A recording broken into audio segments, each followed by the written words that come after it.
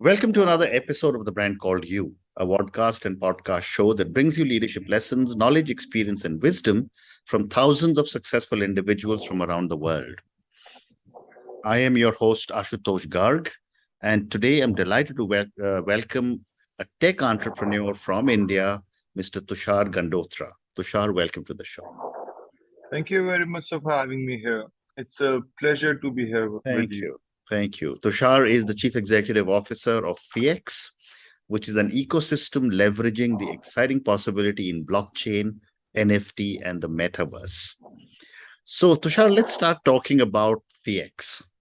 And I'm assuming FiEx is an acronym for something bigger, but maybe you can tell me about this venture. Okay, so the FiEx basically it did not have any. It's not an acronym basically. I'll give you a small story behind it. We wanted some four-letter word, and what can it be? So I was just searching on what are the domains available. What can be a four-letter word? So it can be interpreted as financial exchange or financial experts or however, but that wasn't the intended thought. It was like having something smaller, and which can be easy to recall and remember. So that's how I have a marketing background. So the marketing played a small role here. Wonderful, wonderful. So tell me what you do at FiEx and what was your motivation to start this? Okay. So in one line, I'll say basically FiEx is all about enhancing the digital experience of the real world. So that's the one liner we have. Which interprets the thought process behind why we came into existence. Everybody talks about metaverse these days, but metaverse is not something new. That term has existed for over 30 years now. Oh, really? And and there have been so many developments on metaverse for a long time, but it got seriously pushed when Facebook changed its name to Meta. So basically, you can imagine 2 billion people or 3 billion people across the world. All of a sudden, they heard there is a word called metaverse. So that became the hype. It existed for a long time. There were so many projects which were launched earlier, and there will be so many new projects which will be coming there. So, and it's a term which doesn't have a proper definition. So it's an immersive world, and then it is subjected to interpretation of anybody. So everybody is trying to interpret in their own way on what is a metaverse. Whenever you talk about metaverse, the first thing which usually comes to your mind is virtual reality. That you have a goggles here, and then there is a new world, and that's called the metaverse. But our definition of metaverse is not the same as the virtual reality side. So we believe metaverse is something immersive and experiential. So that might or might not be based on VR. So our concept is towards hybrid reality, hybrid worlds where we are not cutting off from the real world scenario and getting into a screen-based world. So we are enhancing the current world using augmented reality to add a lot of more features to it. These days, every phone which is being released has the capability of having AR in the phone itself. So when the hardware is there, the major challenge was the connectivity. Now the connectivity is also solved because of the 5G being launched, 4G being quite capable of handling such amount of data. This has released a new series of things which is going to be more immersive. That's the next evolution of mobile phone. How do you use mobile phone without using the hardware in your phone? So a lot of new technology is coming up. The hardware is available, the software is available, somewhat available, and the capabilities are there. So that's how the new world will start beginning to build. And that's what our thought process is. And we have multiple products in hybrid reality, plus we are offering services. Why services? Because people don't understand what metaverse is, what NFTs are. So our effort was to basically bring the Web 2 world to Web 3 if there is a use case. That's how we have put it. Fascinating. And you know, Tushar, when I was reading about this and preparing for my conversation with you, there were two interesting terms I picked up. One was the digital asset exchange, which I'm assuming has something to do with NFTs, and the other was Metadhvani. Please tell me about both these products that or services that you're offering. Sure. So digital asset exchange is basically something like a crypto exchange where you can trade your digital assets. So these days, it's not cryptocurrency, it's more of a digital asset these days, because cryptocurrency is a very subjective term and people relate it to financial instrument mostly, but there are certain cryptocurrencies which are not financial instruments, which are used in in-game economics, token economics. There are so many I'm things. sorry to interrupt you, but for my audience, can you give me an example of the kind of assets that you are talking about? So it can be any token-based asset. So it can be a token like Sandbox. It can be Sandbox. It's not interpreted as a cryptocurrency. It's more of a digital token. It's a token. It's not a cryptocurrency. It's not a. Understand. There's a difference between Ethereum and I understand. Sandbox. So those kind of digital assets are creating new economies in the world. So new projects are coming up with their own economics. They are not based on their traditional model of economics. So all these new assets basically fall under the digital asset domain. So the exchange is basically a trading platform for all these kind of digital assets. Right. Very interesting. And then now let's talk a little bit about Metadhvani, which is so fascinating, about adding the word meta to music. I said, I must ask you about this.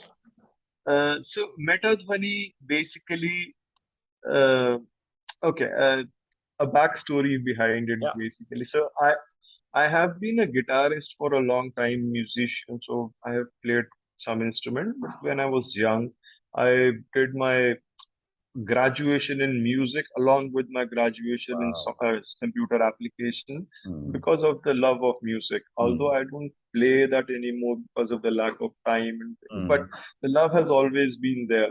So in the last lockdown, I created an electric guitar myself. Okay. So I built it with my own hand. I mean, I got help from my brother, but it was created just for the use case because, I mean, nobody was doing anything. The lockdown was there, so I didn't want to just waste my time. So it was a maker's hobby. So I just created that. And I thought that Dhvani is a good name to keep. And then name stuck. And it wasn't supposed to be an official project. It wasn't supposed to be a business, but it was more of a hobby. But when we were doing FiEx, we wanted to launch a project which is based on metaverse and music. So that's how Metadhvani came into existence. That we should connect metaverse with music. We should create a way where people can actually play music, and that music is basically going directly to the metaverse through MIDI process, and then that music can be minted as an NFT for anybody to buy. Okay. So the complete journey of music connecting the real world and the metaverse, that's where Metadhvani came into picture. Fascinating.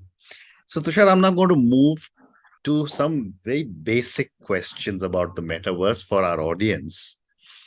Let me start by asking you, what is the metaverse and how will it impact our lives?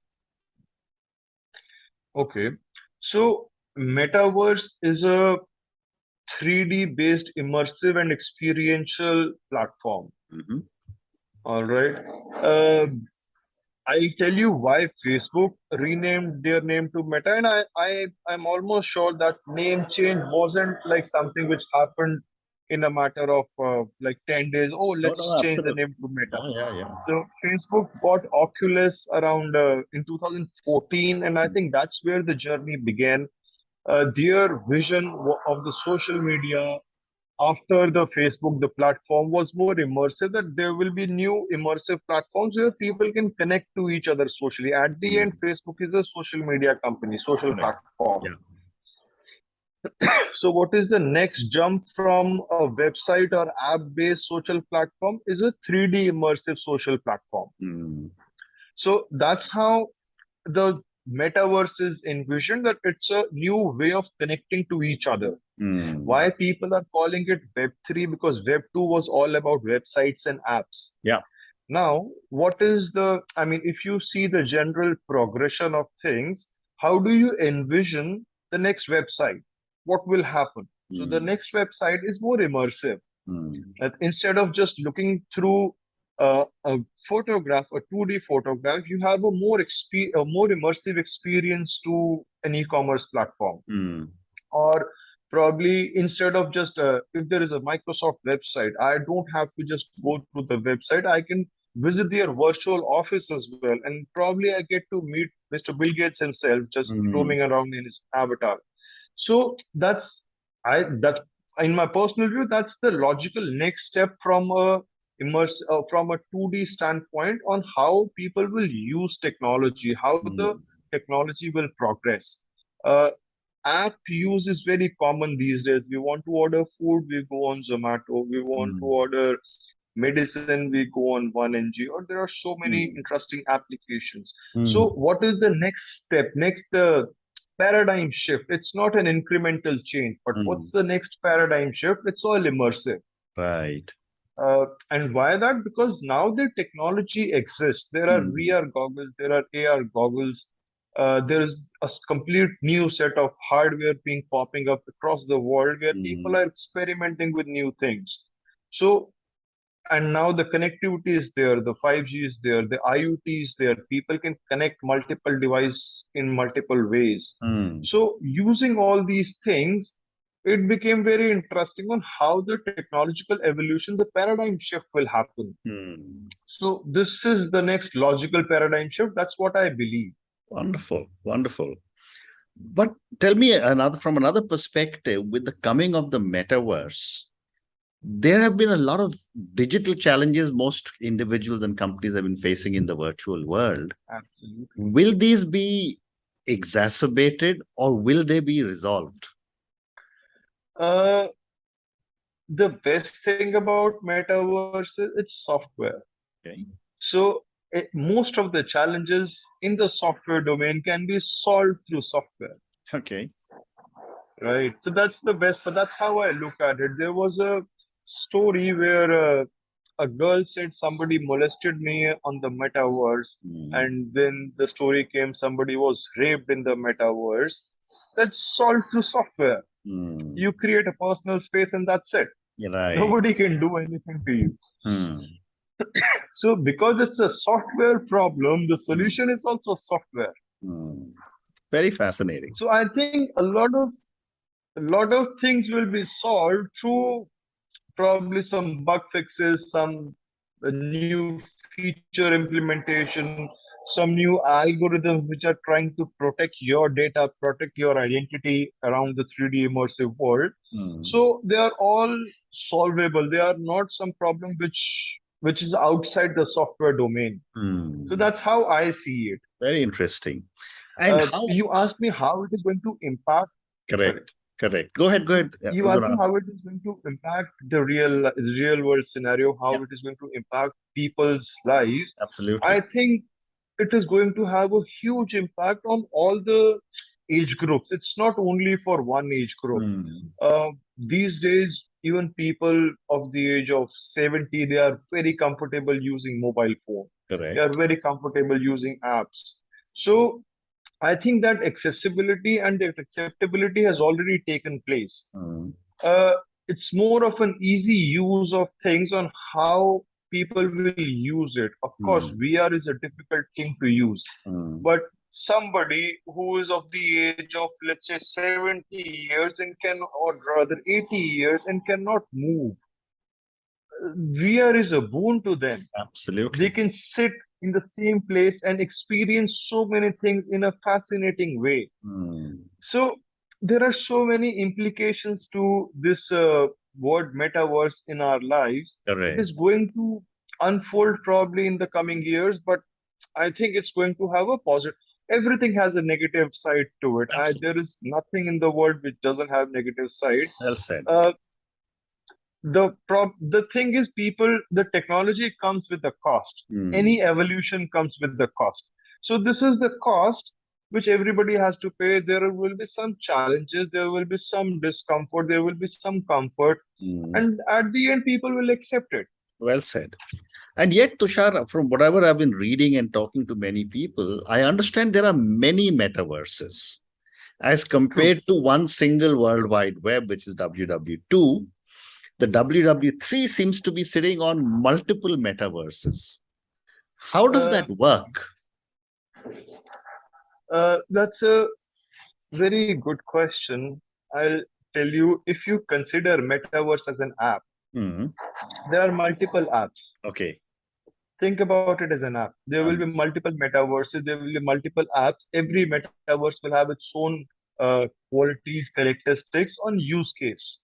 So that's the way I see on how it is going to evolve. I don't believe we live in a competitive world. So if somebody is creating, if Zomato was created, Swiggy came into existence, right? So there will always be competition to something. We cannot say there will all only be one metaverse. But the interoperability is something which people are working on. So even if there are multiple metaverse, they should be interoperable. So I can connect through multiple metaverse and just explore them. I don't have to have one metaverse particularly, because I don't have a super app right now. I use multiple apps to do multiple things. Right. So that's how I see it. I see it as an app. I don't see it as a complete world in itself. I see it as multiple apps which are providing some specific set of experience and use case to users. If you want a gamified metaverse, you go to Roblox. If you need a social metaverse, you go to Decentraland. So everything will have its own use case, and everything will coexist. Interoperability is something which people are looking for, just like UPI, which is across platform. It works on all the platforms. It's a interoperability feature on multiple apps. So the same way I see it, that it will be interoperable. There will be multiple apps which are connecting to one aspect of the metaverse, and that's how people are going to use it. And yet, when I was reading about the metaverse, and I've been reading quite a bit, big global brands are buying real estate in the metaverse. What does this mean, and how will they use it? Okay. Think about, look at it as a world. Okay, not world. Look at it as a city. Think about it, that there is a new city which is being popping up. All right. The city controls eyeballs. There are people looking at something. Yeah. Right. How do you monetize it? You buy land there. Yeah. And then you put whatever you want. You want to build your house. You want to build advertising model. You want to build something. You want to build your own brand visibility. You want to be in that place. So the land buy is basically owning that place, so that nobody can tomorrow comes in and they say that, okay, because it's a software, I'll use this piece for myself, even though you were using it. So the moment ownership comes into picture, they cannot use it. So it belongs to you. Right. So it's about buying a certain space which you own, and you can do whatever you want there. In a public scenario, that's how you use the land. So why people are buying these lands? Because too many people are going there. They are visiting that place often. So if a lot of people are going there, brands would want to be. Correct. Very good. Great response. Thank you. Tushar, there are also a lot of ethical issues relating to the metaverse, starting with privacy, data security, because, people are in any case worried about what the World Wide Web has been doing with all our personal data. Now, your avatar is sitting in 3 dimension in a very, very open global environment. What are your thoughts? Again, software problems can be solved with software. Okay. But still, the things are not created yet. We are still. Privacy wasn't an issue when the first website came. In 90s, privacy wasn't an issue. Right. right? It became an issue because too much data started flowing, and everybody became conscious that it's my data. So if it's my data, it's something which relates to me, it should not be public. So then privacy laws came into existence, right? So that was how it progressed. So in metaverse, so there are two ways of metaverse. One is the decentralized, one is the centralized. Decentralized comes with the blockchain side of things. But that being said, you don't need to use blockchain for metaverse. I mean, metaverse can exist without the blockchain. Right. It has always existed. It can easily exist without the blockchain. Blockchain and cryptocurrency gives it more social acceptance and social monetization options. Right. How do you monetize it? Socially, you use cryptocurrency. And because you are doing so many things publicly, how do you protect your data? You use blockchain, right? So these technologies are actually being evolved right now to fit into that space. So, for example, there are not a lot of tools for analytics on metaverse. All right. Probably Facebook so far has the best analytics, and they don't share it with public. They are capturing their data for their own platforms so that they can use Business Manager to sell that data. But for any other platform, there are not a lot of analytics which are available. So in metaverse, because there are people say that it's able to track your eyeballs, it will know where you are looking. So what takes more of your eye space or visibility space, and that's a good data to have, right? But that those analytics are not being implemented into a major in major applications, still in nascent stage, still being worked upon. Still people are trying to understand how it is going to work. Still evolving place. So I am sure there will be new laws, real life laws, and then software based laws coming into picture to support these privacy challenges. Because now we have figured out there is a challenge. Correct. We know that privacy is a challenge. How do we fix it? We fix it through evolution. Very interesting. And my last question to you, Tushar, and this is for the many, many people who will listen to our conversation. Based on your amazing journey, your creating FiEx, your deep understanding of the metaverse, the blockchain, NFTs, what would you say are three learnings or three lessons that you would want our viewers and listeners to take away from your journey and from our conversation? Okay. So there are two ways I can tell you. One is the lesson from an entrepreneurship point of view. Yep. Because I have been an entrepreneur for the last 10 years. I have been to professional journey for the last 17, 18 years. Right. So from entrepreneurial point of view, I think patience is the key. What else? I think your how do you react to the problems? What is how? I mean, how much grid do you have? That's the kind of things you should look for if you are an entrepreneur. Yeah. And if you are a user to the metaverse, I think the most important thing is that you have to take care of yourself online. You are responsible for your own self. So if you are talking about blockchain, don't share your keys. If you're talking about real life, don't share OTPs. So that security is your own responsibility. You have to be well aware on what you are doing. Yeah. All right. Second thing I can tell you is metaverse is inevitable. Right. Probably people won't call it metaverse 5 years down the line. Yeah.